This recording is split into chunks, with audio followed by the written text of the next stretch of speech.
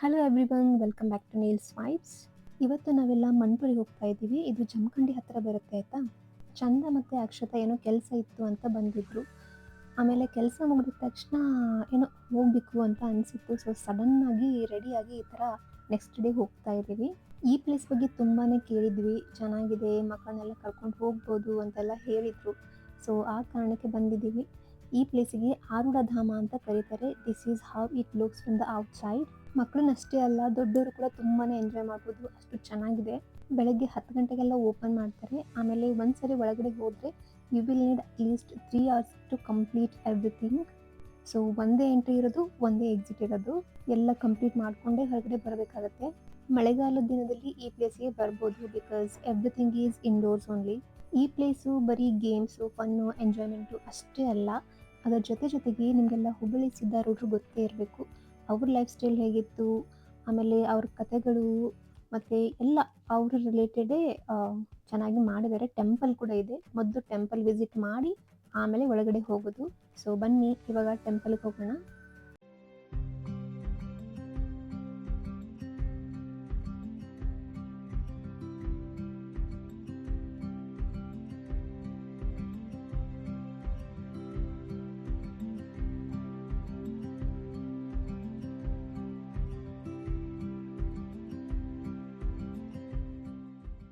Okay, ಇವಾಗ ಟೆಂಪಲ್ಗೆ ಹೋಗಿ ಸಿದ್ಧಾರೂಢರ ದರ್ಶನ ಮಾಡಿಕೊಂಡು ಅಲ್ಲಿಂದನೇ ಹೊರಗಡೆ ಬಂದಿದ್ದೀವಿ. ಇವಾಗ ಗೇಮ್ ಝೋನ್ಸು ಮತ್ತು 7D 3D ಆ ಮೂವೀಸ್ ಎಲ್ಲ ನೋಡಲಿಕ್ಕೆ ಒಳಗಡೆ ಹೋಗಬೇಕಂದ್ರೆ ಟಿಕೆಟ್ ತೊಗೋಬೇಕಾಗತ್ತೆ. ಅಡಲ್ಟ್ಸಿಗೆ ಇಟ್ ಈಸ್ 350 ಪರ್ ಪರ್ಸನ್, ಮತ್ತು 4 ವರ್ಷದ ಒಳಗಡೆ ಮಕ್ಕಳೇನಾದರೂ ಇದ್ದರೆ ಅವರಿಗೆ ಫ್ರೀ ಇರುತ್ತೆ ಎಂಟ್ರಿ.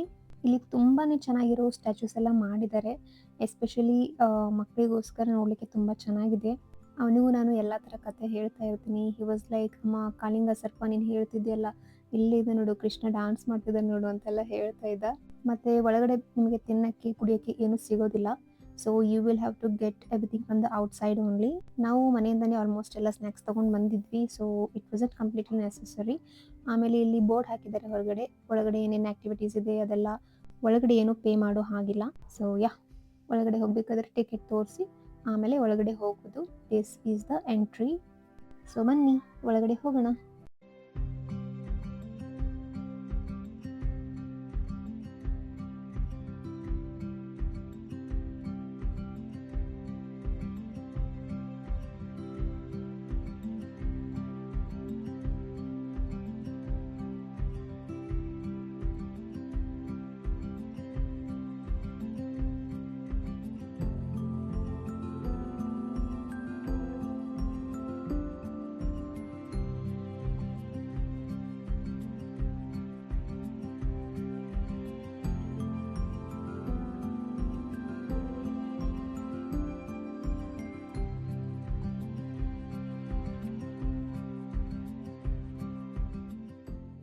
ನನ್ನ ಮಗ ಎಂಟ್ರಿ ಆಗ್ತಿದ್ದ ಹಾಗೆ ಹಿ ಗಾಟ್ ಸ್ಕೇರ್ಡ್ 2 times ಆಲ್ರೆಡಿ. ಒಂದು ಗರುಡ ನೋಡಿ ಗಾಬರಿ ಆದ. ಆಮೇಲೆ ಕತ್ಲಲ್ಲಿ ರೂಮಿಗೆ ಹೋಗಿದ ತಕ್ಷಣ ಮ್ಯೂಸಿಕಲ್ ಫೌಂಟೇನ್ ನೋಡಬೇಕಾದ್ರೆ ಅವಾಗೂ he got scared so much.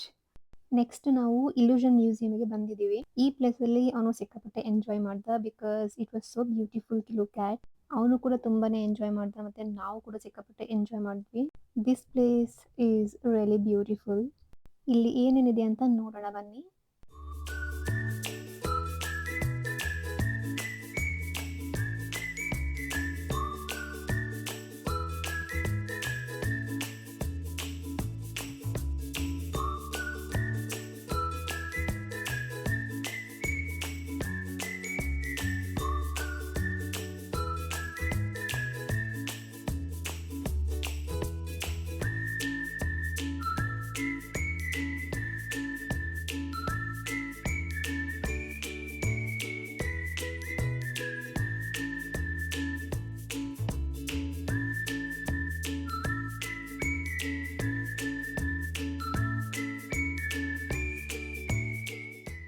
ಈ ಪ್ಲೇಸು ಸಖತ್ ಮಜಾ ಬಂತು. ಇನ್ನೇನು ಇವಾಗಲೇ ಬೀಳ್ತೀವಿ ಅಂತ ಫೀಲ್ ಆಗ್ತಿತ್ತು.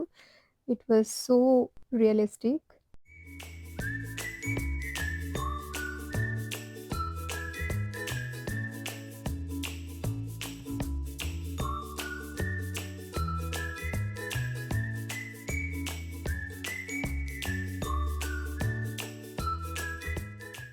ಇಲ್ಯೂಷನ್ ಮ್ಯೂಸಿಯಮಲ್ಲಿ ಈ ಒಂದು ರೂಮ್ ಇತ್ತು. ಈ ರೂಮಲ್ಲಿ ಹೆಂಗಪ್ಪ ಅಂದರೆ ಈ ವಿಂಡೋಯಿಂದ ಫೋಟೋಸ್ ಅಥವಾ ವಿಡಿಯೋಸ್ ತೊಗೋಬೋದು. ಓಕೆನಾ.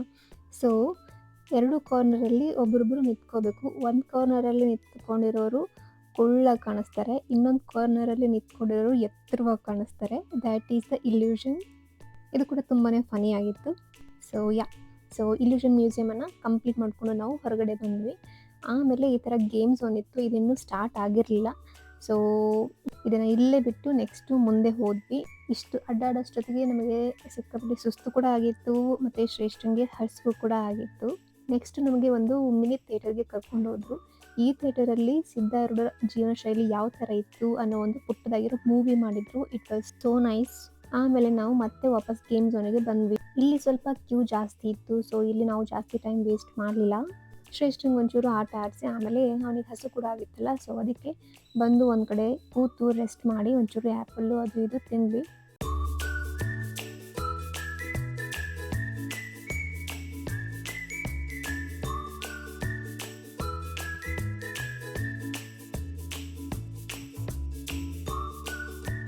ಸ್ನ್ಯಾಕ್ಸ್ ಎಲ್ಲ ತಿನ್ನೋದಾದ್ಮೇಲೆ ನಾವು ನೆಕ್ಸ್ಟ್ ಆರೂಢ ವಿಹಾರಕ್ಕೆ ಬಂದ್ವಿ. ಇದು ಒಂಥರ ಪುಟ್ಟದಾಗಿರೋ ಬೋಟಿಂಗ್ ಎಕ್ಸ್ಪೀರಿಯನ್ಸ್ ಆಯಿತಾ. ಸೊ ಈ ಬೋಟಲ್ಲಿ ನಾವು ಕೂತ್ಕೋಬೇಕು. ಬೋಟ್ ಮುಂದೆ ಮುಂದೆ ಹೋಗ್ತಾ ಇರುತ್ತೆ.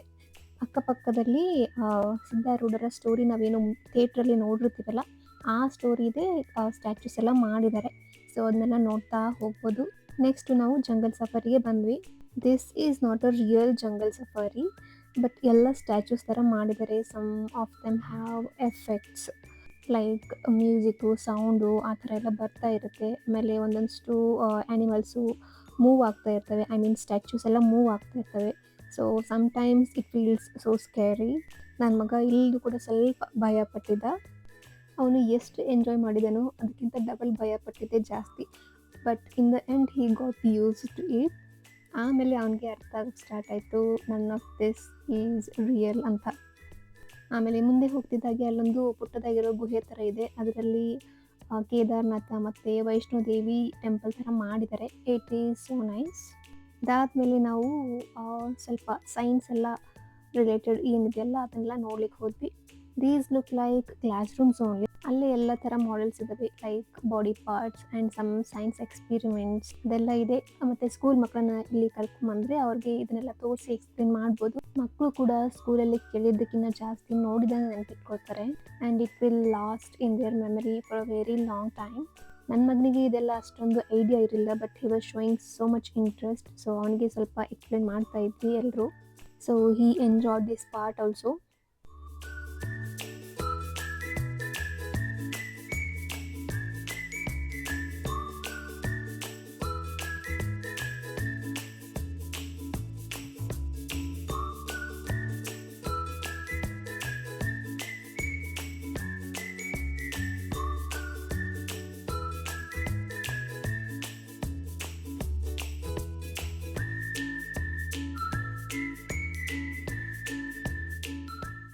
ಇದನ್ನೆಲ್ಲ ಮುಗಿಸ್ಕೊಂಡು ಕೊನೆಗೆ ಬಂದ್ವಿ ನೋಡಿ, horror house, ghost house.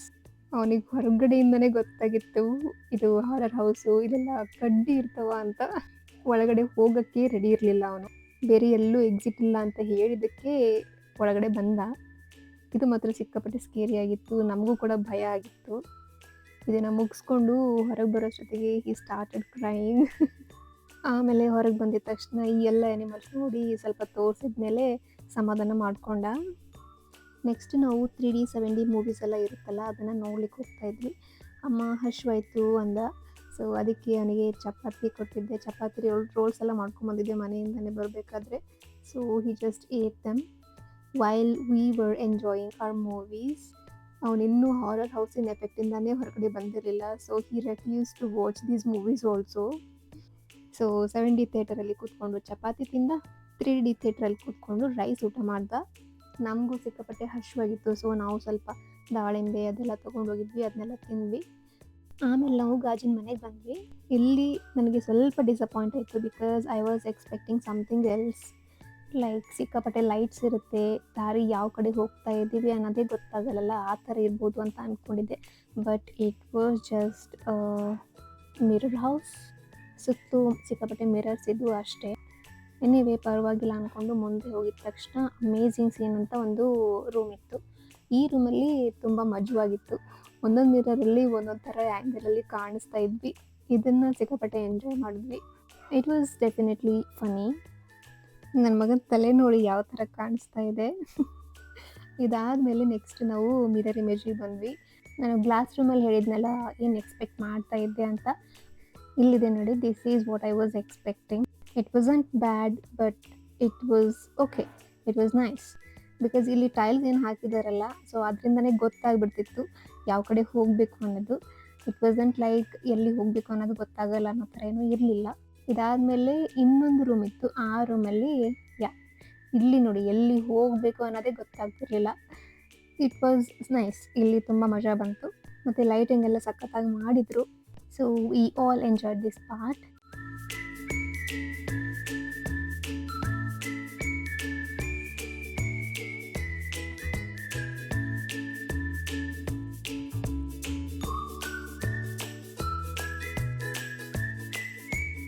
So ಇದನ್ನೆಲ್ಲ ಮುಗಿಸ್ಕೊಂಡು ಆಲ್ಮೋಸ್ಟ್ ಹೊರಗಡೆ ಬಂದಿದ್ವಿ. ಅಷ್ಟೊತ್ತಿಗೆ ಹೋಟೆಲ್ ಹತ್ಬೇಕಂತ ಕಾಣಿಸ್ತು. ಇಲ್ಲಿ ಒಂದು ರೂಮ್ ಇರುತ್ತೆ ಹೋಟೆಲ್ ಥರ, ಅಲ್ಲಿ ಕೂತಿರೋ ಥರ ಫೀಲ್ ಮಾಡ್ಕೋಬೇಕು. ಆಮೇಲೆ ಎಂಟೈರ್ ರೂಮೇ ಭೂಕಂಪ ಆಗಿರೋ ಥರ ಅಳ್ಳಾಡುತ್ತೆ. ಇಲ್ಲಿ ಕೂಡ ನನ್ನ ಮಗ ಸಿಕ್ಕಾಪಟ್ಟೆ ಭಯ ಪಟ್ಟಿದ್ದ.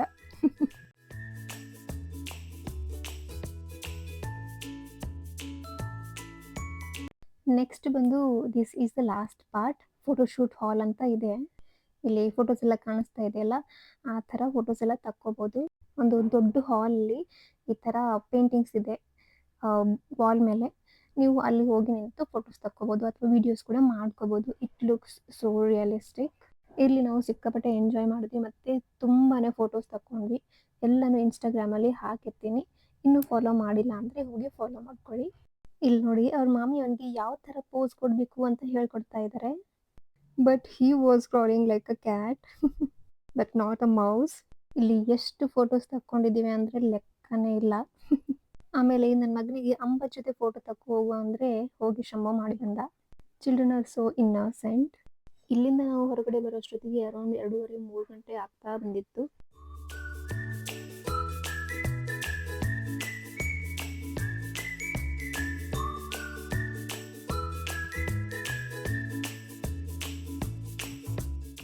So this was about Aroodhadhama. ಹೊರಗಡೆ ಬರೋಷ್ಟೊತ್ತಿಗೆ ಎಲ್ರಿಗೂ ಫುಲ್ ಹಶ್ವಾಗಿತ್ತು. ಬಟ್ ಅಲ್ಲಿ ಒಂದು ಕೂಡ ರೆಸ್ಟೋರೆಂಟ್ ಅಥವಾ ಬೇರೆ ಏನೂ ಇರಲಿಲ್ಲ. ಈ ಥರ ಟೂರಿಸ್ಟ್ ಪ್ಲೇಸ್ ಮಾಡಿದ್ದಾರೆ ಅಂದಮೇಲೆ they should have other facilities too. ಇನ್ನೂ ತುಂಬ ಇಂಪ್ರೂವ್ ಆಗಬೇಕು ಈ ಪ್ಲೇಸು ಅನ್ನೋದು ನನ್ನ ಅನಿಸಿಕೆ. ಆಮೇಲೆ ಹೊರಗಡೆ ಬಂದಿದ ತಕ್ಷಣ ಈ ಥರ ಒಂದು ದೊಡ್ಡದಾಗಿರೋ ಶಿವನ ಮೂರ್ತಿ ಕೂಡ ಇದೆ. ಶಿವನ್ ಮುಂದೆ ನೀರು ಕೂಡ ತುಂಬಾ ಚೆನ್ನಾಗಿ ಕಾಣಿಸುತ್ತೆ. It is so peaceful. ನಾವು ಕೂಡ ಶಿವನ ದರ್ಶನ ಎಲ್ಲ ಮಾಡಿಕೊಂಡು ಆಮೇಲೆ ಜಮಖಂಡಿ ಕಡೆ ಹೊರಟ್ವಿ. ಬಿಕಾಸ್ ವಿ ವರ್ ಸೋ ಹಂಗ್ರಿ. ಮಂಟೂರು ಕೂಡ ಜಮಖಂಡಿಯಿಂದ ತುಂಬಾ ಸಮೀಪ ಇದೆ. ಸೊ ಅದಕ್ಕೆ ಅಲ್ಲಿ ಊಟ ಮಾಡಿಕೊಂಡು ಆಮೇಲೆ ಅಲ್ಲಿಂದ ಬಿಜಾಪುರಕ್ಕೆ ಹೋಗಬೇಕು ಅಂದ್ಕೊಂಡ್ವಿ.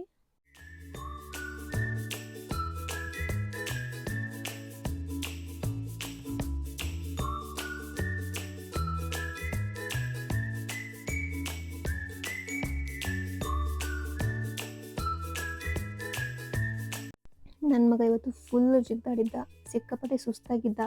ಆದರೆ ಸ್ವಲ್ಪ ನಿದ್ದೆ ಮಾಡು ಅಂತ ಹೇಳಿದ್ವಿ. ಅವನು ಒಂಚೂರು ಮಲ್ಕೊಂಡೇ ಇಲ್ಲ, ಒಂದು ನ್ಯಾಪ್ ತೊಗೊಂಡಿಲ್ಲ. ಕೊನೆಗೂ ನಾವು ಜಮಖಂಡಿಲಿರೋ ಹೋಟೆಲ್ ಗ್ರ್ಯಾಂಡ್ ಇನ್ ಅನ್ನೋ ಒಂದು ರೆಸ್ಟೋರೆಂಟಿಗೆ ಬಂದ್ವಿ. It was nice. ಊಟ ಕೂಡ ತುಂಬಾ ಚೆನ್ನಾಗಿತ್ತು. ನಾವು ಜಾಸ್ತಿ ಜಂಕ್ ಫುಡ್ ಎಲ್ಲ ತಿನ್ನಲ್ಲ, ಮನೆಗೂ ಕೂಡ ಜಾಸ್ತಿ ತರಿಸ್ಕೊಳ್ಳಲ್ಲ. ಮೋಸ್ಟ್ಲಿ ಹೋಮ್ ಮೇಡ್ ಫುಡ್ಡೇ. ಬಟ್ ನನ್ನ ಮಗನಿಗೆ ಒಂದು 2 to 3 ಮಂತ್ಸಿಂದ ಫಿಂಗರ್ ಚಿಪ್ಸ್ ಬೇಕಾಗಿತ್ತು. ಬಟ್ ನೆಗಡಿ, ಕೆಮ್ಮು, ಅದು ಇದು ಮಕ್ಕಳಿಗೆ ಅವಾಗವಾಗ ಬರ್ತಾನೆ ಇರುತ್ತೆ. ಸೊ ಆ ಕಾರಣಕ್ಕಾಗಿ ಒಂದ್ಸರಿನೂ ಕೂಡ ತರಿಸಿರಲಿಲ್ಲ. So finally he ate some junk today. Well, this was it about today's video. Thank you so much for watching. See you all in my next video. Bye.